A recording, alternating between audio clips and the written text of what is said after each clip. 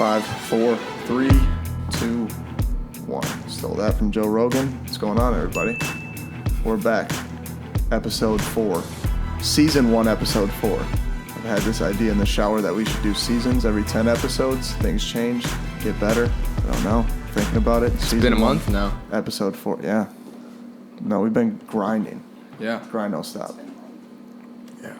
What's been going on in life? Been a month? It has been a month. 4 weeks, one per week. What's been going on in my life? You want to get personal right away? Is that what we're doing? I mean, I was going more basketball. But basketball? We're about to play our we first could get game. personal, too. I don't want to cry. I might. Personally, we are gearing up for game 1. Not game 1. It's a charity exhibition against Duquesne.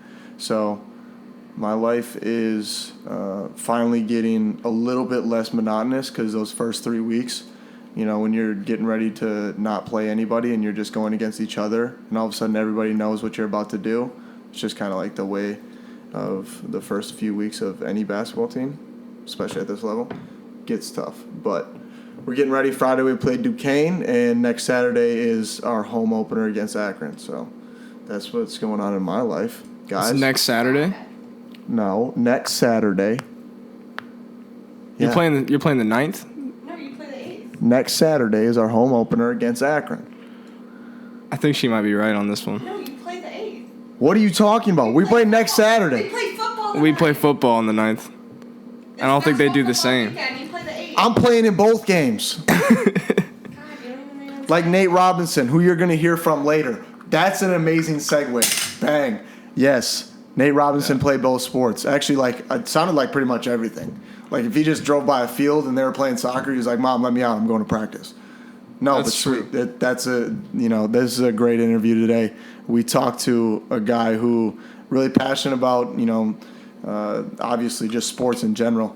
He played them all, and he decided, I'll just do this basketball thing and end up a, possible Hall of Famer. Anyways.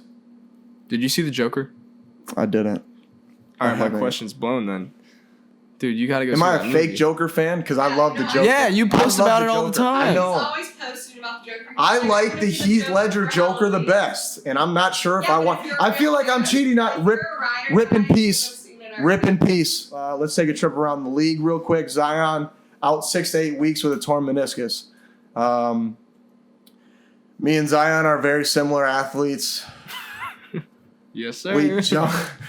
We jump about the same height. Our builds are similar. And he tore his meniscus just like I tore my meniscus. I don't understand, anybody's argument against the fact that because of both tearing our meniscuses, we're pretty much the same player. Parallels they're uncanny. Uncanny. Yeah. But that does suck. It sucks for the league. It sucks for Zion. Really hoping nothing but the best for him.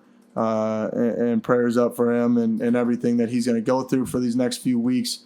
Not sure if he's going to come back this season because he is, a number 1 overall pick, probably, the most touted college athlete since LeBron. I think we've all come to that consensus. 6 to 8 weeks out for him. Hate to see that. Definitely was going to be the rookie of the year. I'm not putting him out of the discussion because that man could come back for 12 games in the playoffs. Well, they make that decision before. I'm not sure. I'm saying he doesn't have to be around for a long time for people to still be like, yeah, he deserves rookie of the year, even after this meniscus tear if he does decide to come back. Otherwise, everybody in the next draft class is screwed because he'll be the Ben Simmons of the next draft class and landslide rookie of the year next year. One way or another, I think he's getting that trophy. This year, if he's not coming back, I'm biased as hell. I've always been that with basketball and my guys who I kind of came up with or know or have a connection with. My pick for Rookie of the Year, especially after last night's 29-point performance, Tyler Hero for the Heat. I was going to bring him up. He's killing it. Killing it. Absolutely killing it. I'm sitting down watching him, and it's, kind of insane seeing the lifestyle. Alex is behind the camera doing the money man Zoe. But, yeah, Tyler's life has changed immensely. But one thing hasn't changed. He's getting buckets. You can see it in his eyes. As a basketball player, everybody's got a role. Tyler knows his role on any team, and that's just to go put the ball in that orange ring up there, and he does it really well. Trey Young, 37, 9, and 7. That's his averages. So he did that like multiple times. If we didn't put that together, one player of the week, not anything other than just player of the week in the NBA, which is not too bad, I guess. He did sprain his ankle once again. A lot of stuff going on around the league. Hope that isn't serious, which it doesn't sound like. Is Kawhi the new king of LA? No. Dude, AD's the new king of LA. Oh. LeBron's still the king of LA. LeBron is still the king of this league. And to be honest, never mind, I'm not even going to get into that debate. I still think LeBron is the king of LA and the king of the NBA. Me too. For a lot of different reasons. Kawhi, my favorite part about Kawhi is that he's taking on this like Terminator persona of like just being straight-faced, just killer, does his job. I read a tweet that was like, it was last year, I think it went around, and it was Kawhi is the kind of NBA player that goes for a triple-double and then goes home and sits quietly at the kitchen table and eats his dinner and nobody knows he plays in the league. That's Kawhi in a nutshell, and I love him to death for that because that is what we need, more of in the league and in basketball in general. Halloween is upon us. Gardner Minshew made a return. My mustache made a return. My mom hated it. Girlfriend hated it. Girlfriend also drew it on me, though, so she can't really be that mad. I was Gardner Minshew for Halloween. Any of you who were Gardner Minshew and have the same mind as me, please send me pictures because I got to see it. Shoot those on my DM, and we'll do a little side-by-side because I got to do that again. I did it last weekend. College is weird. They just a holiday. Let's just do it 2 weekends right around the actual holiday. So I'll be doing it again this weekend after we play Duquesne on Friday. And would love to see you guys' take on that. With that being said, that wraps up what's new. That wraps up my week in review. And now, as I mentioned a little bit earlier, we have a phenomenal guest on today. He is one of the most vibrant personalities in NBA history. You guys know him. If you don't know him, go look him up. You're crazy. Nate Robinson is a 3-time dunk champion and a whole lot of highlights to go along with that. So with that being said, let me shut up and let's let you guys listen to a very insightful person and an awesome basketball player and father, Nate Robinson. All right, everybody. Like we talked about earlier, we have one of the, arguably pound for pound best point guards to ever play the game of basketball. Nate Robinson joins us on the show. Nate, how you doing? For having me, bro. This is big time. No doubt. This is big time on our end. You got me nervous over here. I'm running from practice. Bro, I told you, you're all good. No, man. I appreciate you coming on the show. You are our first pro. I don't know what that means to you, but you are our first professional basketball player on the Jordan McCabe podcast. So thanks again. And we're just going to jump right into it today. I'm going to try to do a lot less talking. I heard you got your son in the car with you right now. Is that true? Chilling. I'm about to take him to football practice in a minute. I just took him for some lunch before he had practice. Got you. Where are you guys at right now? Where you living? Out of Washington right now. My son attends Rainier Beach High School. I say one of the best high schools in the country. We produce some of the top scoring point guards that you've probably seen in the league thus far. Mm-hmm. And Jamal Crawford, DeJounte Murray, Kevin Porter, myself, Terrence Williams, Doug Christie. We have a lot of guys representing Seattle well. So we're chilling, about to go to his high school, and he has football. He's got football. So I don't know.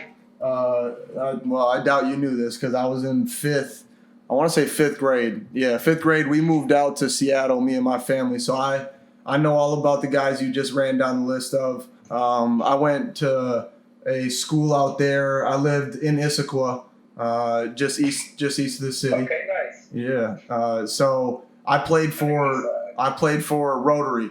Daryl Hennings, Coach Dro. I played for those guys. Yeah.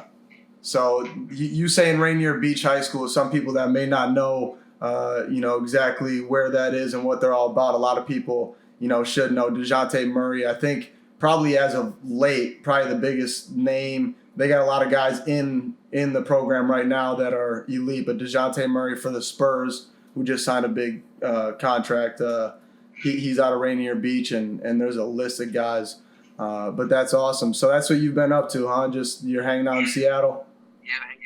Uh, working out with my sons and my daughter, and just trying to be the best dad and the best mentor to these guys that I can. It's fun. It's challenging every day. They go through kind of what my life was, and having dreams and making it, and going through your first practices and football, and getting to know your friends at school. Like, he gets to go through all that experience on his own, and it's kind of cool to kind of watch him go through it and figure it out for himself.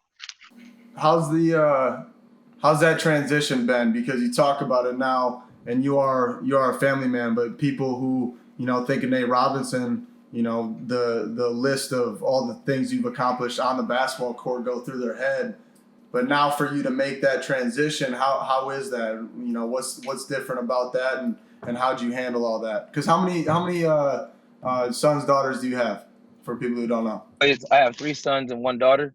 Gotcha. A 15-year-old, a 13-year-old, a 10-year-old, and a 4-year-old.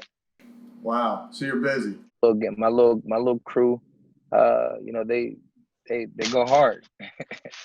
I got you. And your 15-year-old's with you right now, right? Going to Rainier Beach this year?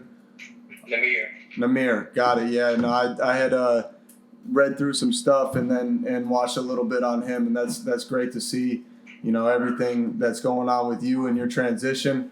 But let's rewind a little bit. Now you're dad, but there was a time, like we said, where you were just a dog on the court, and people watched you because of that. I say dog, but would you consider yourself an underdog? Is that a thing that you would? Some people don't like. I mean, that's my life. My life has been there from day one. I was a kid from Seattle, Washington, bro.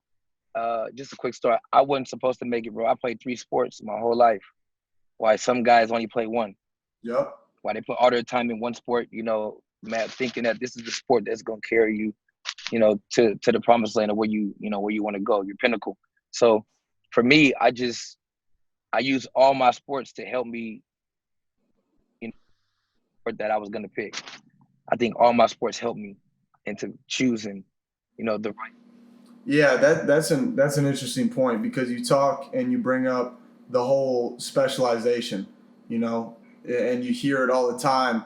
Kids growing up, and you being a dad and having your kids to kind of, guide through some of these times where most kids, I would venture to guess more than 80% of kids by the time they're by the time they hit high school have picked or, selected one sport that they want to specialize in. Do you think that helped you not doing that, going the opposite route where you were just kind of you playing everything, and different sports helped in different areas? For me, this is for me. I didn't want to make basketball a job for me. It wasn't something that I forced myself that I had to do. Right. It was a choice. Like, I wanted to play. I wanted to play these sports. So, the sport, like, and actually playing and being an underdog, it just pushed you, for what you really can do and who you really are. Gotcha. So when did you realize? What point did you hit when you realized, all right, basketball's this is for me? Take me through a little bit of that transition from your high school to college, because at that point is when you got no choice. It's time to make a decision which way you're going to go. Who was kind of impactful that way? Father, my mother was, but when I chose, I went to football. I went to UW on a football scholarship. I don't know if you knew this. I didn't. So I was a football player. So I was in Seattle, Washington. I got Mr. Football in our state as running back. And running back, receiver. I played every position, defense. Then I got Mr. Basketball. So I literally won Mr. Football and Mr. Basketball in the state of Washington, and went to University of Washington on a football scholarship. My dad went to UW. He's the first Orange Bowl and Rose Bowl MVP. Nobody's ever won the MVP in the Orange Bowl and the Rose Bowl. My dad's the only man in the world to ever do that. So when I went to UW because he was there. Yeah. So kind of like a traditional thing. Like, I wanted to I wanted my own path. I didn't want to go the football route. Once they fired Coach Rick Neuheisel, my football coach who got me to even play football, he wanted me to do both. He said, master it all. He wasn't a coach to be like only play football. He wanted me to play baseball and soccer. He said, be the first person that can make it in a professional sport, in any sport he chooses. So I was like, wow, I didn't even look at it like that. So I continued to play football for my first year. And then when they fired him, it just made me feel like, all right, this is my sign for picking basketball. People say I can't do it. I get a fresh start. I can pick one sport. And I say, why not basketball? And I just really wanted to show people that I could have made it, in hoop just as much as they said I was going to make it in football. So those were your two main ones, basketball, football. Got you. And you had committed to UW. You went there on football scholarship and then decided after the coach left that you were going to switch it up and play basketball. On the basketball team and ended up starting as a freshman. Averaged like 13 points a game coming off of football. So I was doing two sports at once. I would go to football practice. We played in the bowl. Like we had bowl games and stuff. We made it to the Sun Bowl or something. And I would practice during football. I would practice football and I would practice basketball at night. When I got done practicing football, I would go straight to the basketball court and get my stuff changed. I'll be late to practice, but whatever I could get in, I was in the gym getting it in, learning the plays, getting shots up, doing both sports during one time in college. Yeah, I mean, a lot of people, to me, as a college basketball player now, I mean, I think that's, insane because everybody loves to talk like, oh, I don't have enough time in my day, or I don't have enough, time to do this or do that, or you have the time and you can make the time like you just proved. But you also probably were doing that all the way up, coming up, doing basketball, baseball, football, soccer, anything. You were just constantly moving from one thing to the next. So if I was to play football, it would help me with my footwork, my being physical. That'd help me on the basketball court by not being afraid to take a screen, to set a screen, to bump a guy, go up strong. It all helped. I ran track too. So that worked on my endurance.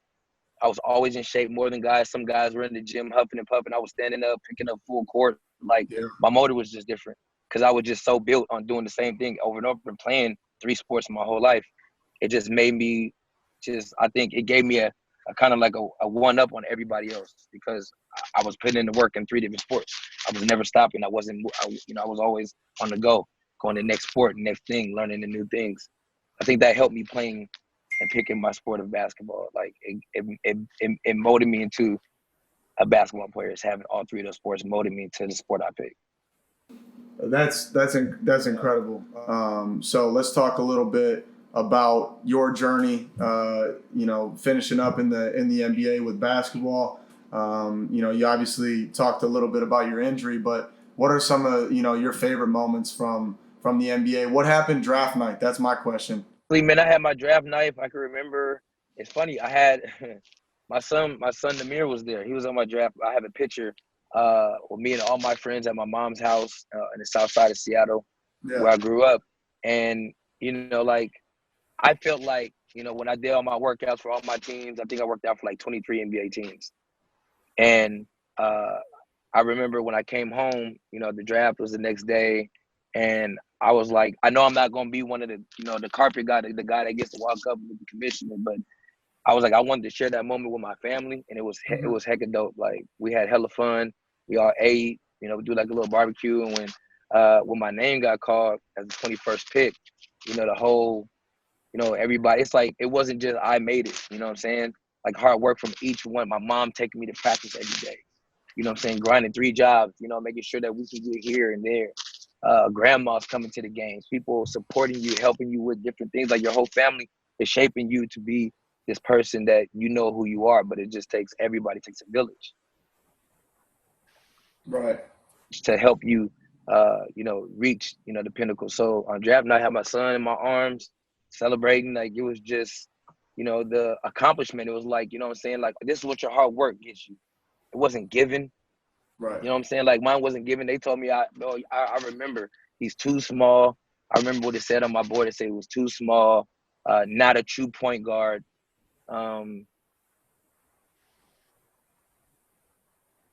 Pick and rolls. It was a whole bunch of other things, man. And I just used it all. Like, if I'm here and this is what they're saying about me, and I made it here. Okay, what can they say more? I wanted them to say, like, what's the next thing they said they can't do? I try to go out and do it. Never been a 3-time slam dunk champion. I was the first one to ever do it. And that's just off of will and just trying to show people that I can do whatever, put me against whoever. I just want to win. I want to show them that I can be, the one of the dopest persons to ever play the game, one of the dopest players ever. And he's a little dude. Who would have thought? You know what I'm saying? So that's how I just carried myself and lost myself in the game. You got a favorite moment? I mean, any of the 3 dunk championships, I'm assuming, has got to be up there. But you got a favorite moment from your career? Definitely hitting the game-winning shot over Allen Iverson. Right. I think that for me, because he was such a childhood hero to me. Like growing up, I wanted to have the tats. I had the braids. I made my own sleeve when I was a kid, bro. Like, I wanted to be like AI, like, Yep. like for real. So the Yeah. opportunity that I got to play against him and watching him go for like 42 or 47, he had something crazy that night too. And to hit the game-winning shot over your idol, like somebody that you just like wanted to be like, you studied this game. It was surreal. It was unbelievable. It still give me chills talking about it today. Man, that's incredible. I mean, AI looking up to Jordan. He crosses Jordan, hits a shot over him, and you grow up watching AI and hit a game winner over him. It's I guess that does take the cake over any dunk championship or anything like that. Because I was going to ask you who you looked up to, growing up, but you talking about AI makes complete sense because he was somebody who didn't pass the eye test, and I'm sure you've heard that a lot, and obviously proved a lot of people wrong in that. Now, for me, the reason I kind of created this whole thing in this show is part of it's selfish. I'm always trying to learn, and especially from a point guard who is a true competitor. Is there anything you would do differently? And I know there's going to be kids watching this who need to understand that that's a big time question for people who have gotten to a level of success they want to reach, is trying to take the best, but also asking that question. Anything you would have done differently, coming up, or do you believe that the route you took and everybody's kind of got their own fate and setup, or is there anything you would have changed? I wouldn't want to say I would change anything, but for me, mine would totally have nothing to do with basketball. I wish I would have had a chance to rewind time to go pick football to see how far I would have made it and see how my life would have been 12 years in the NFL or whatever the 12-year span was. So that would be pretty cool to go back and look at that. Basketball, I think I've done and I gave what God intended me to give to the people to the world, to show them what I could do as this little guy. That was my stint. Nothing more. I'm good. I have fun. I play in the Big 3 now. So it's like a whole nother realm, to keep playing ball. Because I love hoop. I play basketball every day. Like I hoop today with Kelsey Plum. Yeah, no, that's unreal. What's the Big 3 all about? You like that? The Big 3, obviously it's a transition. It's a little different. It's a different transition. It's fun. Ice Cube. Like this is the first, like playing in this Big 3 league was the first time I felt accepted for who I was. Right. And not being judged on, is he too short, or is he too loud, or what type of player is he? They just let you be yourself. And that's one thing I respect about Cube in that league. And all the guys that play in it, like we're all homies. We come to win, we come to compete, and it's all love the whole time, while we're at the Big 3. Like all the fans, the interaction with the fans is it's more personal. It's not so monitored where people have to judge it. It's really free where people can love their player and watch them hoop, and we all be a part of one weekend. It's lit. No, that's awesome because you did say, I think, and for whatever reason, that's the culture now of basketball, is they want to take every player and, based on what they look like or how they play, they want to kind of fit them into this mold of, do this or do that. And obviously, you never took to that, and that's why you're as iconic as you are. And the big three, like you said, and I've watched quite a bit of it, and I think it's you hit it on the head. They let guys If be you hoop, themselves. and it's you, come hoop, come play. Yeah, We're I not mean, on that extra. Yeah, we're not on the politics and all the other crap. it's We one of the know most guys that hoop. pure forms of basketball, I think, right now. And people were questioning it early on, but there is no questions anymore. With that being To said, find new people too. huh? Find new people. I said you get to find new people in the big three, like Frank Nitti, who Right. came in and showed Oh, that he belongs. yeah. Think he can play in the league right now? I think Frank Nitti can. Yeah, I think he can. I think because one, he has the heart and the passion. I see myself in him, and I see Pat Beverly, his motive, his tenacity, and how his heart and hustle. Like I see that in Oh yeah, Frank Nitti. yeah, for sure. I've seen the videos as well as millions of other people, and there are guys like that who are taking the big three format and exploiting it for the better. So that's awesome. If you guys haven't checked that out, make sure to go watch it. Nate, we got about 2.5 minutes left here. What's next for you? What are you up to? You got anything in the works? I see you play 2K. Is that true? One of my boys from Seattle told me that. Yeah, I play 2K, man. I'll be on there raging, man. The kids be getting me That's hot. The 14-year-old, 15-year-old kids around the world that be cheat coding. Yeah, they be pissing me off, but it's fun, bro. It's a whole nother world.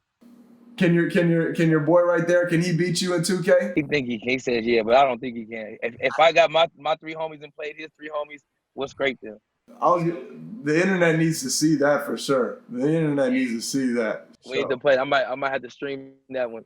I love it. Anything else though? Anything else you're working towards? No, I mean I have a couple shows that I'm doing. I got me and Carlos Boozer. We're starting to hold that clothing line.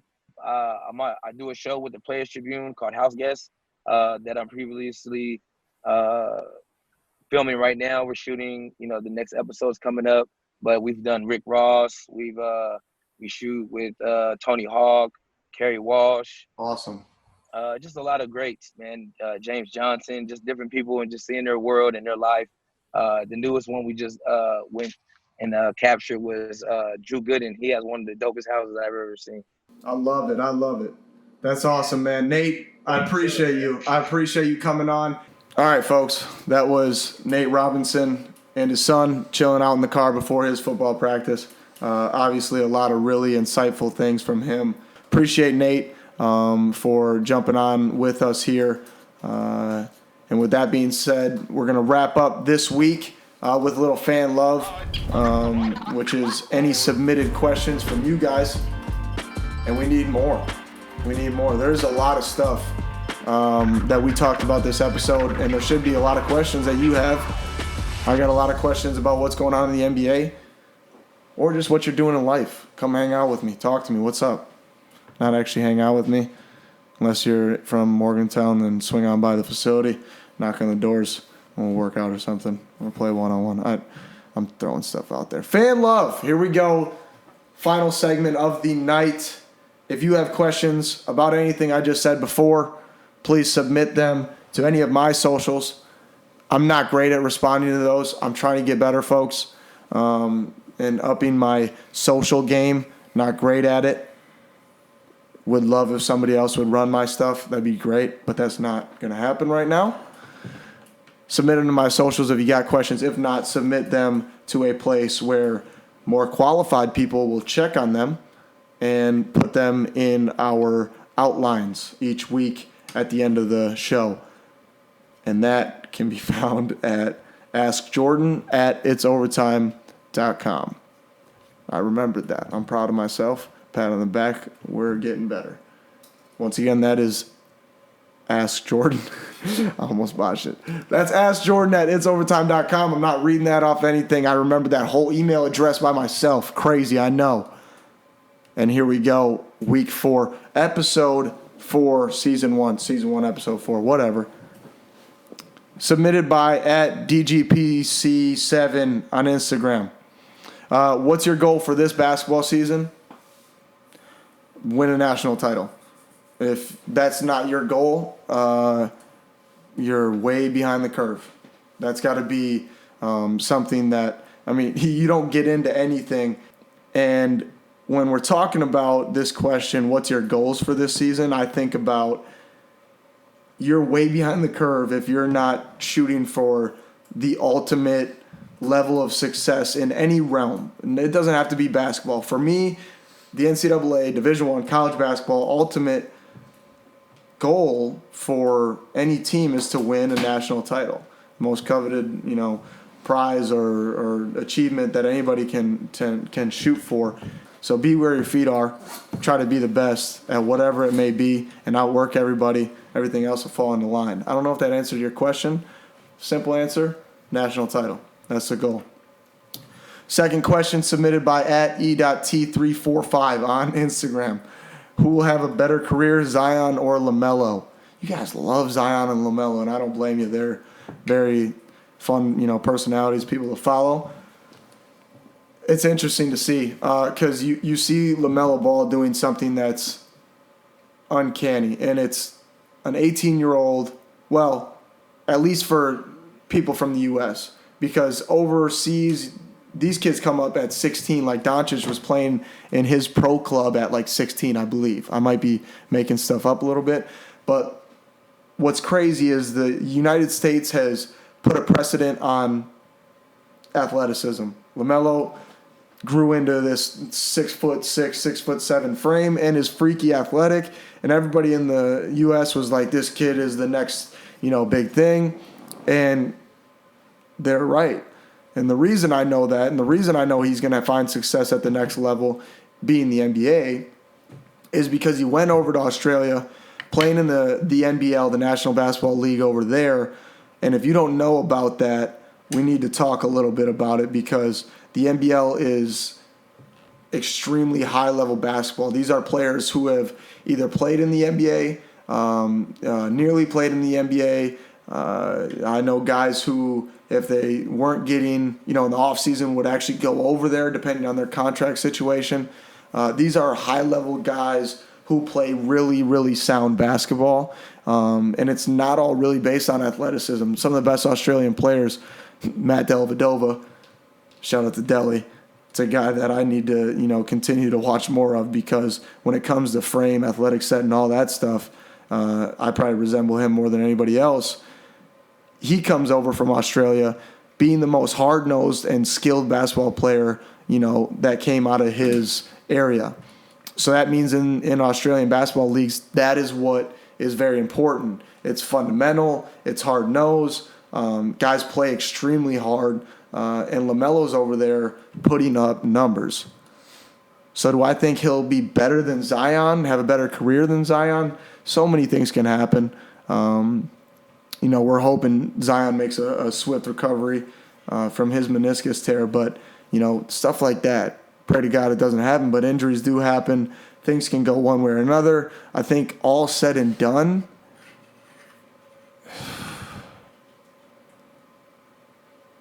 I don't know. It's hard to answer some of these questions because we talked about what your goal should be. My goal is to play in the NBA. So if I go and pick one right now and then got to go face-to-face with one of these guys, I'm not going to want to see the one I didn't pick. So I don't know. But it's a great talking Answer, point. Jordan McCabe. Insert. Zion, LaMelo, Jordan We McCabe. talked about that on I don't even know how I get in that conversation. But anyways, I'm not going to give you an answer on that one. I know you hate me for it, but I'm sorry. Hope you understand why. Third question submitted by Lambox on IG. Hi, Jordan. How do you get in the right mindset before a game? I've put in the time, and I know every time going into a game that I'm fully prepared. Every night we play is a test. And those of you in school right now, you're studying or you're not studying. And when that day of the test comes, you know very well when you sit down and they lay the paper in front of you, whether or not you're prepared or not. So my mindset before a game is trying to kind of self-talk that I've done the things and everything in my, capabilities to prepare for this. And that kind of helps bring my arousal level, which is normally super high. You get those butterflies and stuff and bring it back to where you perform the best at, which most people do, is kind of right in the middle. where you're thinking clearly and not all amped up, but you're not too low as well. Submitted by Jaden Durst 1 on IG. Could you beat Tyler Hero 1v1? Me and Tyler grew up together. We didn't play a whole lot of one-on-one. But to answer your question, if you've seen the Rocky movies, so when Rocky fights Apollo in that back room and they close the doors and nobody sees who won that match, the tiebreaker, that's what me and Ty did, and nobody's ever allowed to know. Next question, submitted by Sharif 3900 on IG. What's the most difficult thing that has come your way, and how did you overcome it?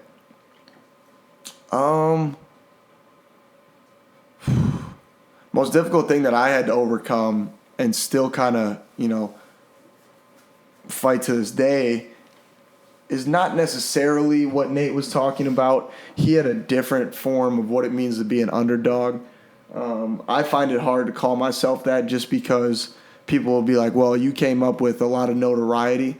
But for me, the biggest thing I had to overcome, and I talk about it all the time, is that I was just this kind of performer or dribbling act or whatever you want to call it, and I couldn't actually play basketball, which my passion is the game of basketball, not one small part of it, which is dribbling. Yeah, I can do some things that other people can't, but that was just because I'm a little bit psychotic when it comes to training and doing different things, and I work on stuff that other people simply don't, thus allowing me to do some things that people don't. But I look at basketball as a whole, and I don't like I see it more as like an art of war. So when you're watching two teams, because it can be used in that analogy, two teams fighting for a win, and you watch the different dynamics that go about during a game, and then you look at team dynamics, you look at individuals, and then you look at how point guards kind of see all of that as a whole, in order to get people in the positions where they need to be over the course of a game to win. Super, super complex. Hugs always says this: basketball is really difficult, but not because it's difficult in the little things. Basketball is difficult because you do a very simple thing, like dribble it, bounce it, and then you do another very simple thing, pass it, and then they do a simple thing, shoot it. If they were 1-on-0, it's simple, right? And then you do a bunch of different simple things in a very rapid sequence. That's what makes it difficult.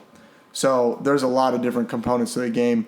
The hardest thing for me was to make people realize, and success generally makes people realize that, because if you're just a dribbler, you're not going to, accomplish the things that you want to. And we're talking about a national championship right now. So if I feel like I can do that, or get us moving in that direction, then people understand that I do have an obsession with this game and not only one small piece of it. That's what I've had to overcome, and I think that will be more and more common, especially with Instagram and YouTube and all this stuff, because kids are going to do one thing very well, and it's going to be really cool, and then people are going to label them, this is what he does.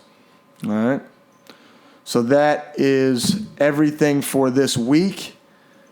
All right? We try to also leave you with a little something in terms of motivation. Beat the sun and grind. Sums it up. BTSAG. Right? How to get on Jordan's Instagram story. How to get on Jordan's Instagram story. You get up at 5 a.m. and you go to the gym. Right. Making people's lives better. There you go. Yeah, if that's what I can do, great. But no, seriously, if you're doing that and you're jumping on that thing, I told you where I got it from. Jocko, who's crazy and gets up at 4:30 every morning. I'm working my way there. I don't know if it's necessarily I don't know if that's It's not the move. I don't know if that's the right point for me right now as I'm playing college basketball. But yeah, getting up at 6 o'clock in the morning, throw it on your IG story, tag me in it, show me you're working, and try to stay consistent, because that's what separates good from the great, is when things get bad, obviously work. When things are good, that's when you work even harder, and you continue to get up even on the days you don't feel like it, folks. Get up, get after it, be nice to people. I love you, and we will see you next week. Peace. I'm kind of tired of everyone wanting to be like us, Chloe. I mean, but we fire though. That's true. So if you want to check out the rest of the videos, they're right here. Heat. And you know you got to subscribe because you got to get fly like us.